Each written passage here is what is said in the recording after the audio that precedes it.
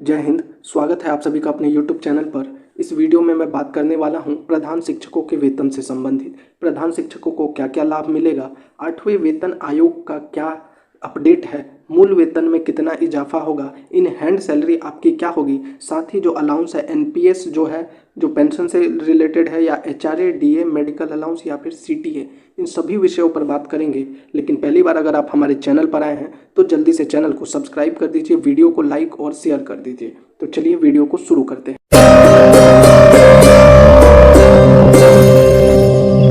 ये सभी जानकारी आपको ऑथेंटिक जानकारी है। आपको कितना सैलरी मिलेगा उससे पहले आप यह देख लीजिए आपको इसके अलावा क्या क्या लाभ मिलने वाला है। लाभ मिलेगा या यूँ कहें क्या क्या आपका अधिकार है वह देख लीजिए। सबसे पहले जो मैं इम्पोर्टेंट जानकारी जो इसमें नहीं लिखा हुआ है वो आपको बता देता हूँ। इसमें जो है बीपीएससी राज्य कर्मी का दर्जा, जो पहला पॉइंट है, एक टीचर के लिए सैलरी से भी ज़्यादा ज़रूरत जो होती है मेरी नज़र में वो है रेस्पेक्ट। एक जो सामाजिक रेस्पेक्ट है वह मिलना बेहद ज़रूरी है। आपको पता होगा बिहार में नियोजित शिक्षकों को ऐसे देखा जाता है जैसे 4 हजरिया टीचर कभी कहा जाता है, कभी 5 हजरिया टीचर। नियोजित शिक्षकों ने बहुत समय अपनी जो काबिलियत को जो है वो मनवाया है, लेकिन इसके बाद भी नियोजित शिक्षकों को कुछ 2-3% नियोजित शिक्षकों की वजह से सभी नियोजित शिक्षक को ऐसा समझा जाता है कि फर्जी हैं, उनको कुछ आता नहीं है। आपने प्रधान शिक्षक में सिलेक्शन के बाद आप जरूर यह साबित कर दीजिएगा कि आप जो हैं कितने सक्षम हैं। तो सबसे बड़ा फ़ायदा तो ये होगा आपको जो सामाजिक लाभ मिलेगा वो। अब बात कर लेते हैं बाकी जो जो आपको सुविधाएं मिलेंगी। तो बीपीएससी के थ्रू ये एग्ज़ाम हुआ है, आपको राज्यकर्मी का दर्जा तो मिल ही रहा है, इसमें तो कोई संशय ही नहीं है।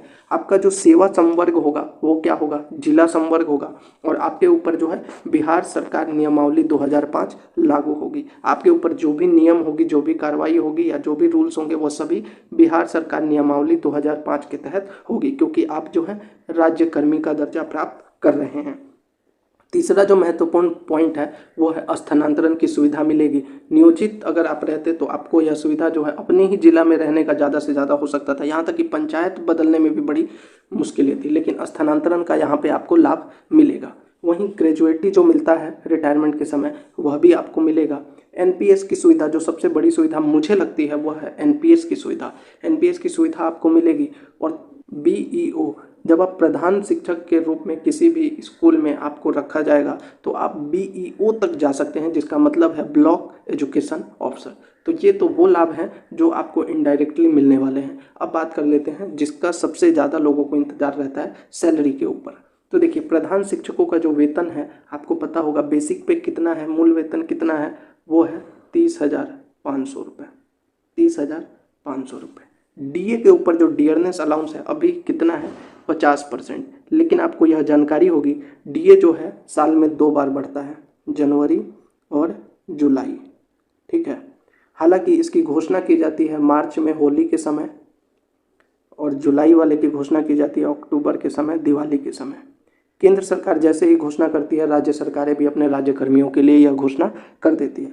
तो अभी जो डीए है 50% है, लेकिन जुलाई के हिसाब से अगर देखें तो लगभग 3 से 4% डीए और जुलाई से लग जाएगा। हालांकि इसकी घोषणा जो है अक्टूबर के समय, दिवाली के समय की जाएगी। तो आपका जो डीए है वो 53 या 54% मिलने वाला है। साथ ही एक और जो जानकारी मैंने पहले छोड़ दी वो था 8वां वेतन आयोग को लेकर। देखिए सरकार ने जब 7वां वेतन बनाया था, 7th पे कमीशन, तो सरकार की तरफ से ये कहा गया था कि जब डियरनेस अलाउंस 50% हो जाएगा तो जो मूल वेतन है उसको 50% इंक्रीज करके डीए को 0 कर दिया जाएगा। ठीक है, 8वें वेतन की सिफारिशों के बाद 7वें वेतन जब बनाया गया था तब 8वें वेतन को लेकर ये कहा गया था। लेकिन अभी सरकार ने क्या कहा, अभी सरकार ने कहा है कि हम 8वां वेतन, जब संसद में यह बात उठाई गई कि क्या सरकार जो है 8वें वेतन आयोग के बारे में सोच रही है, तो पार्लियामेंट में सरकार की तरफ से कहा गया कि हमारा इस पर कोई भी विचार नहीं है। तो देखिए अभी आप सोच रहे होंगे मैं 8वें वेतन आयोग की बात क्यों कर रहा हूँ, क्योंकि जब तक आप बात नहीं कीजिएगा तब तक सरकार तक आपकी आवाज़ नहीं पहुँचेगी, और जब केंद्र सरकार 8वां वेतन आयोग लागू करेगी तभी राज्य सरकारें इस पर विचार करेंगी। तो इसीलिए 8वां वेतन आयोग के लिए अब बात उठनी शुरू हो गई है, क्योंकि डियरनेस अलाउंस जो है 50% से ऊपर जा चुका है। और जो सिफारिशों में कहा गया था अगर वो हो जाता है तो देखिए सैलरी में कितना फ़र्क होगा। आपका जो बेसिक पे 30,500 है, इसमें अगर बेसिक पे और 50% यानी कि इसका 15,250 जोड़ दिया जाए तो लगभग हो जाएगा 45,750 रुपये आपका बेसिक पे हो जाएगा। अगर ये 8वां पे कमीशन लागू हो जाता है तो इसके बारे में सरकारें शुरुआत करती हैं, तो इसीलिए जो है 8वां वेतन आयोग को लेकर बात की जा रही है। अब बात करते हैं, खैर ये तो बात की बात है, ये मैंने आपको सिर्फ जानकारी दे दी कि 8वें वेतन आयोग के लिए ये बात कही गई थी। अब मैं बात कर लेता हूँ जो अभी आपको मिल रही है उसके ऊपर। तो अभी तो मूल वेतन आपका रहेगा 30,500 रुपये। डीए हम सिर्फ 50% जो मिल रहा है उसी को ध्यान में रखेंगे, तो इसका डीए 50% हो गया 15,250। एचआरए जो है बहुत जगह पे अभी 1% बढ़ गया, जो मिनिमम है एचआरए 5% मिल रहा है, तो यानी कि अगर हम इसका 5% देखें तो लगभग 1,525 रुपये हो रहा है। हम मिनिमम जो मिल रहा है उसकी बात करेंगे, कहीं सिटी में 10% पे मिल रहा है तो उस पर हम बात नहीं करेंगे, हम जो मिनिमम आपको मिलना है उस पर बात कर रहे हैं। अब बात करते हैं मेडिकल अलाउंस। मेडिकल अलाउंस सभी को 1,000 रुपये मिल रहा है। सीटीए, इसको देखिए, इस पर भी बहुत सारे लोगों को डाउट है। सीटीए होता है सिटी ट्रांसपोर्ट अलाउंस, यह सभी को नहीं मिलता है। सिटी ट्रांसपोर्ट अलाउंस जो है यह सभी को नहीं मिलता। यह किसको मिलता है? सिटी ट्रांसपोर्ट अलाउंस ऐसे शिक्षकों को मिलता है जो सिटी में हैं और नगर निगम में आते हैं, और उसमें भी सब कैटेगरी बटा हुआ है, उसमें भी सब कैटेगरी बटा हुआ है। उसके बाद जो है सीटीए, तो सीटीए को हम यहाँ पे इंक्लूड नहीं करेंगे क्योंकि यह सीटीए सभी को नहीं मिलता है। जिसको मिलता है अच्छी बात है, लेकिन सभी को नहीं मिलता है तो इसको हम इंक्लूड नहीं करेंगे। हम क्या क्या देखेंगे? बेसिक पे, डीए, एचआरए और मेडिकल अलाउंस। उसके बाद हम देखेंगे आपका एनपीएस में कितना। तो अगर हम इसको ऐड कर दें तो कितना हो जाएगा? आप यहाँ से ऐड कर दीजिए, ये दोनों को ऐड कर दीजिएगा तो ये हो जाएगा 45,750 रुपये, और 45,750 में 1,000 रुपये मेडिकल अलाउंस जोड़ दीजिए और फिर 1,525 रुपये जो है आप अपना एचआरए जोड़ दीजिए, तो ये हो गया लगभग 48,275 रुपये। आपका जो सैलरी बन जाएगा यहाँ पे इन चारों को मिलाकर 48,275 रुपये। मैं फिर से बता देता हूँ, सीटीए को इसमें इंक्लूड नहीं किया है। बेसिक पे 30,500, डीए 15,250, एचआरए 1,525 और मेडिकल अलाउंस 1,000, बस इन्हीं चीज़ों को हमने इंक्लूड किया, 48,275। अब इसमें से जो है आपका जो है क्या कटता है? एनपीएस। एनपीएस कितना? 10% कटेगा आपकी सैलरी से।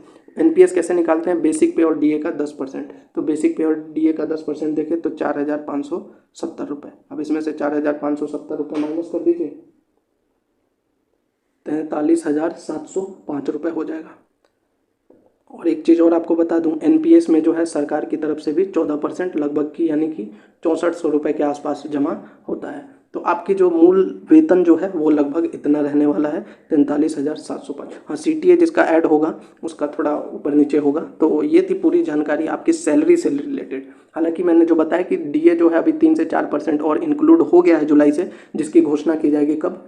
अक्टूबर के समय पर की जाएगी, दिवाली के समय पर, और इसका एडजस्टमेंट आपको जुलाई, अगस्त, सितंबर, अक्टूबर सभी को मिलेगा। तो आपकी जो मूल वेतन है वो ये रहने वाली है। इसके अलावा जो मैंने बताया, सामाजिक लाभ जो होता है शिक्षकों के लिए बेहद जरूरी है। जब शिक्षकों को रेस्पेक्ट मिलेगा तभी वो अच्छे से कार्य कर पाएंगे। तो ये सारी सुविधाएं हैं जो प्रधान शिक्षकों को मिलने वाली है। तो अगर आपको यह वीडियो अच्छा लगा हो, चैनल को जरूर सब्सक्राइब कीजिएगा, वीडियो को जरूर लाइक कीजिए, वीडियो को शेयर भी कीजिए, साथ ही आप अपना फीडबैक जो है वो कमेंट में जरूर लिखा कीजिए। जय हिंद।